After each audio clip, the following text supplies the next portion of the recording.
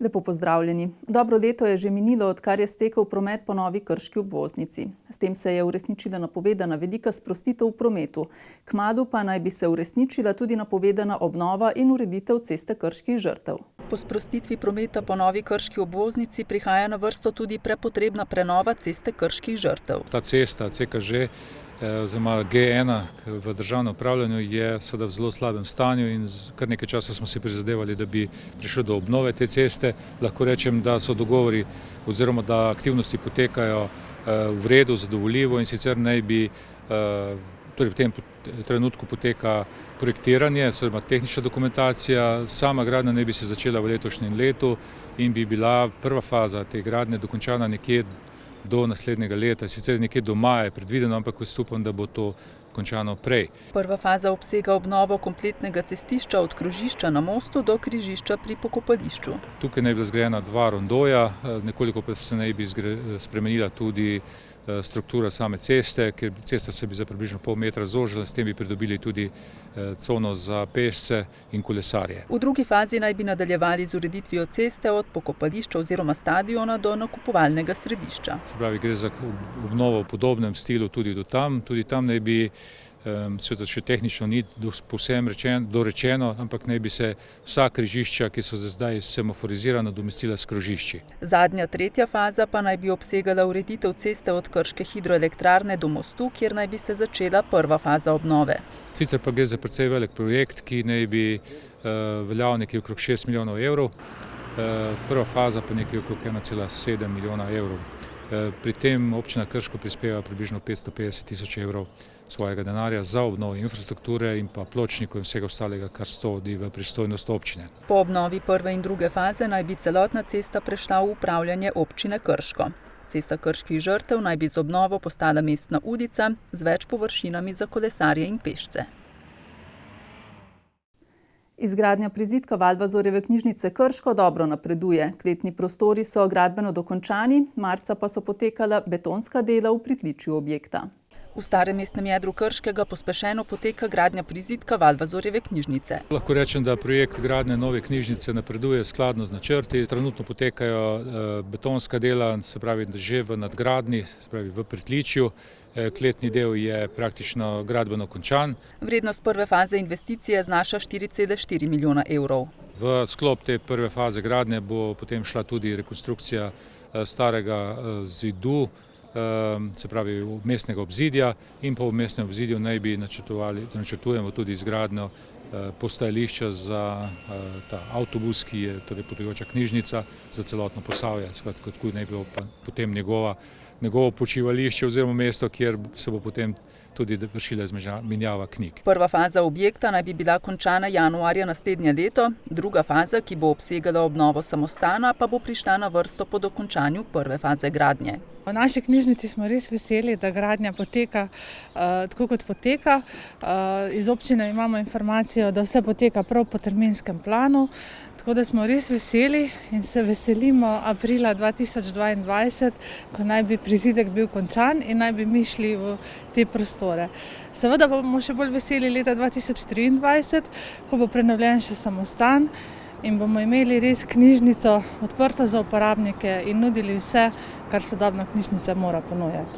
Kot še dodaja direktorica Valvazorjeve knjižnice, bo prizidek skoraj v celoti namenjen uporabnikom, z naložbo pa bodo pridobili dodatnih 1600 kvadratnih metrov površin. V bistvu pripravljamo gradivo, pripravljamo vso tehnologijo, ki jo seveda bo potrebno nekaj dokupiti, nekaj prestaviti in pa v bistvu ves čas razmišljamo, kako bomo v tem vmesnem času, ko bo prizidek že končan, pa se bo samostan še adaptiral, kaj vse bomo morali postoriti v tem vmesnem času in kako delovati takrat. Na gradnjo prizidka in na občasen hrup so se že privadili, dodaja Lobnikar Paunovičeva, saj vedo, da bo pred njimi kmalu stala nova knjižnica, ki so jo čakali več kot 20 let. V Krškem so dokončali objekt z 29 novimi oskrbovalnimi stanovanji, ki so jih v marcu tudi uradno predali v uporabo. Družba Kostak je blok zgradila v sodelovanju z občino Krško ter Stanovanjskim skladom Republike Slovenije, ki je tudi polovični soinvestitor naložbe, vredne 2,7 milijona evrov.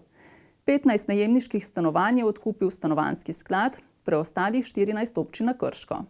Stanovanja so velika med 40 in 70 kvadratnih metrov in so namenjena bivanju starejšim nad 65 let, ki bodo imeli na voljo tudi stalno nego oziroma skrb, ter 24-urno intervencijsko pomoč. Oddali so jih 24, 5 je še prostih. Moram reči, da me je povpraševanje presenetilo, kajti že dosti pred tem smo naredili anketo, koliko bi bilo ljudi zainteresiranih, da bi prišli iz svojih hiš ali drugih oblik stanovanja v varovana stanovanja, in odziv niti ni bil tako visok, ampak kljub temu smo se za ta projekt odločili.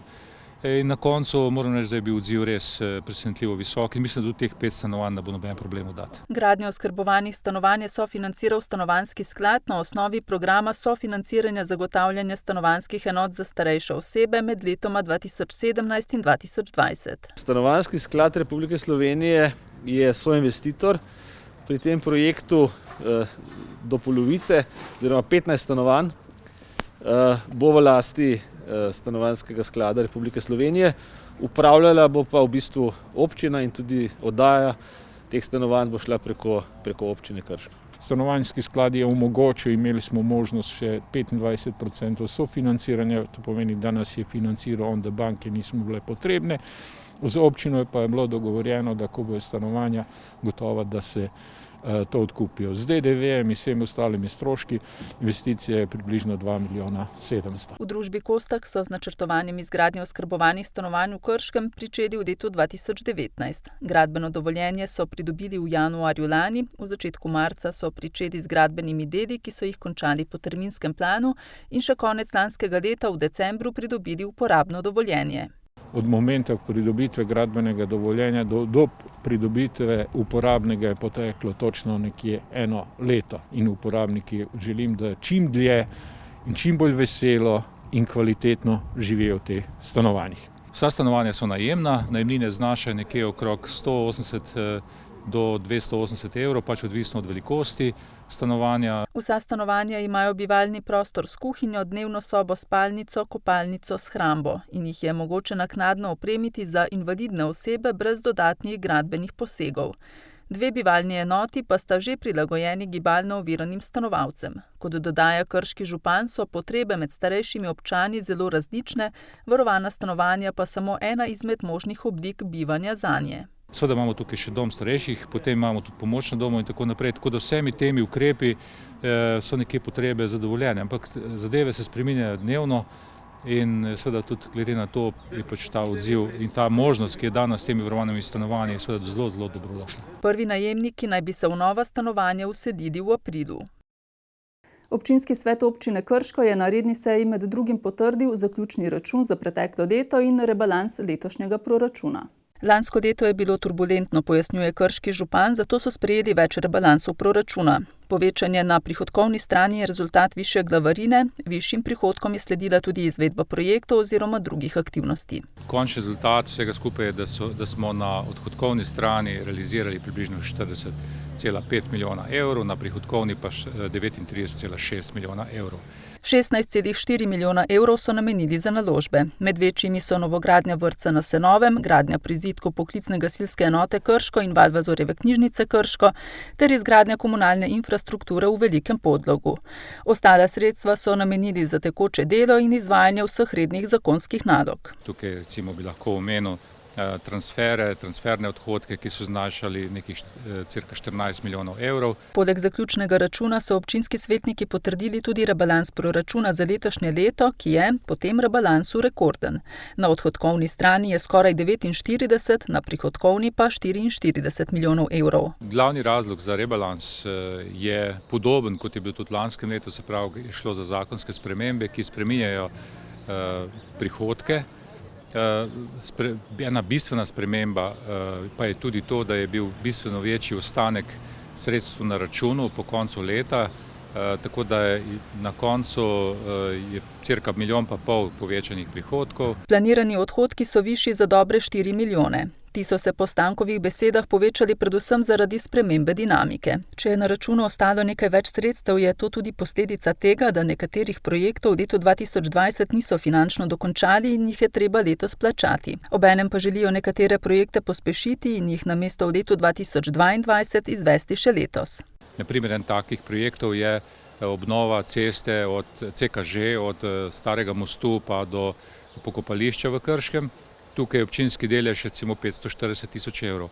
In še nekaj takih zadev, ki so dinamično bolj uvrščene prej, kot bi sicer bile. V rebalansu proračuna za letošnje leto predvidevajo zadolžitev v višini 2 milijonov evrov, vendar, kot dodaja krški župan, se dinamika nenehno spreminja, zato je možno, da potem ne bo potrebe. Marca so v Posavju za nekaj časa odprli terase in vrtove gostinskih lokalov. Gostinci so se dobro pripravili, nekateri so čas zaprtja izkoristili za prenovo.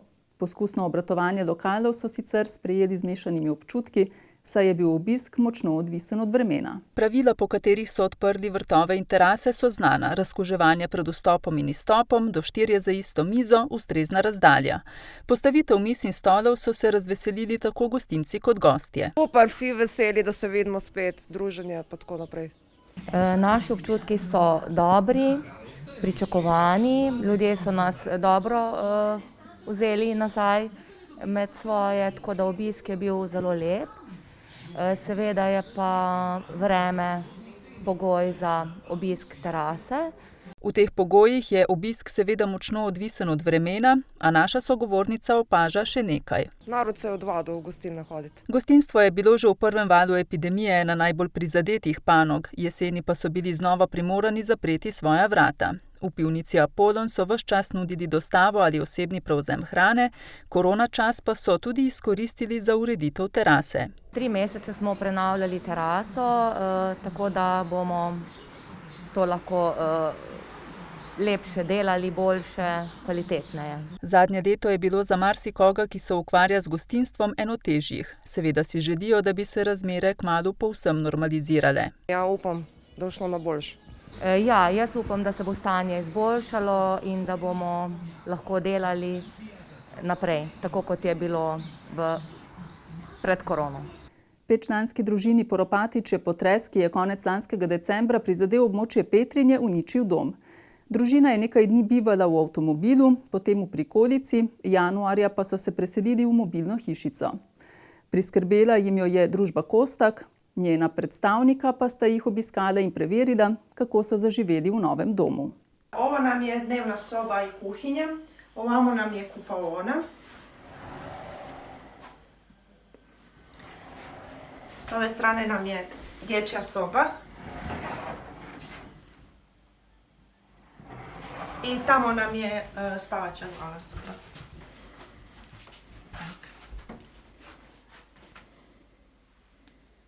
I to nam puno znači.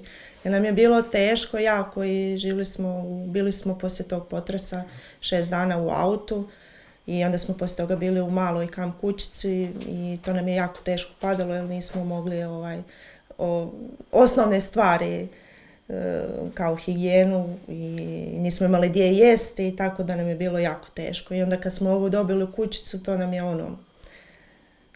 bilo, ne znam, oduševljeni smo, da. Mi smo se sa ovom kućicom vratili, mi smo izgubili u 20 sekundi sve. Propatili smo znači 6 dana u autu, još 10 dana smo bili u kampici maloj od 3 kvadrata, mi smo ovo dobili i mi smo se vratili u naš stari život. Počeli smo normalno živjeti, funkcionirati, mi smo nastavili. Družina se iz vasi Banski Grabovac preselila v 20 km oddaljeno Petrinjo. Mobilna hiška stoji na parceli Mirkove mame, ki živi v sosednji hiši. Sad je to potpuno drugačije i sad nam je baš lijepo, nam je i dobro, nam je i djeca su zadovoljna i sretna i imaju svoj prostor sad. I mi imamo svoj prostor isto. Da. I funkcionalno je dosta, znači nas ovdje 5, znači mi apsolutno ovdje ne osjećamo da tu je 35-36 kvadrata, apsolutno je funkcionalno, komotno nam je svima, nema šta. Opremljeno mobilno hiško, ki je varna in topla tudi po zimi, so družini pripeljali že januarja. Zdaj pa so le preverili stanje in družini hiško tudi uradno predali. Najiskrenije želim da vam služi ono kako vi sami želite, vama i familiji. Hvala od srca. Hvala puno. Ništa, izvolite. Hvala lijepo. Evo i s moje strane, mi smo već pručili dugo, puno, sretno i da ćete to upotrebljivati kako treba. Hoćemo. Mirko, sretno. Hvala puno. Da, danas smo potpisali ugovor i sad smo Ponosni vlasnici. Da. V bistvu danes smo predali namenu hiško, ki smo jo donirali družini Poropatič. V bistvu šlo je samo za formalnost, za podpis pogodbe. Tako da hiška je bila dostavljena že nekje v mesecu januarju, takoj po tistem potresu, ki se je zgodil. Tako da danes pa samo opravimo, bom rekel, tisti boljši del. Hiška je že na mestu, kot vidimo, družina je že vseljena, vsi srečni, zadovoljni, tako da mi pa tudi, ker smo to zadevo predali družini, ki je to potrebovala. Do družine Poropatič so tako radej prišli po nekem spletu naključij. Ker smo sami iskali potrebno družino, ki bi neko tako donacijo skupine Kostak potrebovala. Z mojim kolegom Janezom so se dvakrat malo vozila okoli, recimo tudi tale Banski Grabovec sva našla in v bistvu prišla do družine Poropatič, ki je bila v tem Banskem Grabovcu ob svojo hišo. Tako da mislim, da je bilo to nekako eno srečno naključje, da smo se dogovorili, pogovorili in pa da smo dali tole donacijo v prave roke. Veliko ljudi, predvsem mladih, se je po rušilnem potresu iz Petrinje izselilo. Zgovoren je že pogled na strogi center mesta. Ovdje što se vidi i to vidi sav svijet, da je to jako žalosno, a sad što je bilo je od neke prirodne sile i tako rekuć, ne znam da li će tu biti ikad nekog popravka normalnoga, jer u Zagrebu je već godina dana pa nije se pomaklo. Kljub stanju v mestu pa si tu 5-članska družina želi ostati. Mi volimo tu biti, mi volimo Petrinju, volimo taj grad, tu smo išli u školu, znači i tu smo opet ostali i čekali. I opet su nas ljudi i Bog sami pogledao i opet su nam pružili ruke i mi opet ostajemo tu i mi ćemo se boriti dokle budemo mogli da ostanemo tu. Ker, kot poudarja, so tu najsrečnejši. Četrtošolci Leskovške osnovne šole so v marcu podrobneje spoznavali okolje. V sodelovanju z družbo Kostak so namreč pripravili ekodan z aktivnostmi na temo vode in odpadkov. Na osnovni šoli Leskovec pri Krškem so v sklopu ekodneva potekale aktivnosti z področja pitne vode, odpadne vode in ločevanja odpadkov. Poudarek je bil na praktičnih prikazih. Otroci so spoznali, ali bolje rečeno ponovili, kako pravilno ločujemo odpadke in si pobliže ogledali specialno komunalno vozilo za odvoz odpadkov. Jaz sem se pa naučila, da je treba smeti zelo veliko nočevati, da bo narava zelo lepa. Da se morajo odpadke reciklirati in sem se veliko tudi naučila, da so posebni kontejnerji za vse stvari. Da če ne bomo reciklirali, lahko tudi se narava onesnaži. Obstaja veliko kontejnerjev, pa da je treba ločevati, če ne bo narava onesnažena. Aktivnosti pa niso potekale le pred šolo, ampak tudi v učilnicah, kjer so med drugim izvedeli, odkot priteče voda, ki jo pijejo, ter kje in kako se očisti komunalna voda, ki nastane v gospodinjstvih. Spreminjanje pare v kapljice imenujemo kondenzacija.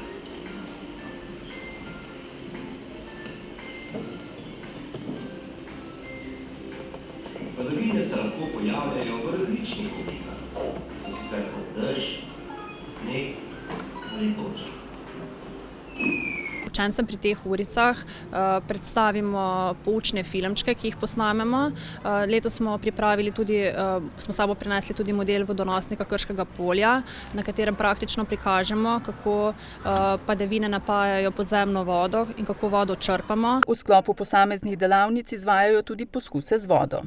Na osnovni šoli Leskovec pri Krškem okoljske vsebine sicer skozi vse leto vključujejo v svoje učne programe. Naša šola je vključena v program Ekošola. To je mednarodno uveljavljeni program za celostno okoljsko vzgojo in izobraževanje.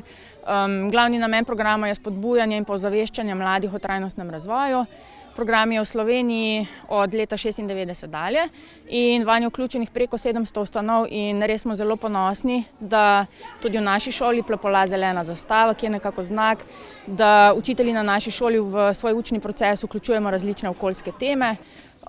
Dotikamo se, ne vem, podnebnih sprememb, vode, energije, odpadkov, biotske raznovrstnosti in pa številnih drugih. Učinki vzgoje, ki je prijazna naravi, se že kažejo, saj se mladi vse bolj zavedajo pomena odgovornega odnosa do okolja. Vidimo, da so učinki, vsako leto recimo imamo manj odpadkov, manj zavržene hrane pri malici, pri kosilu.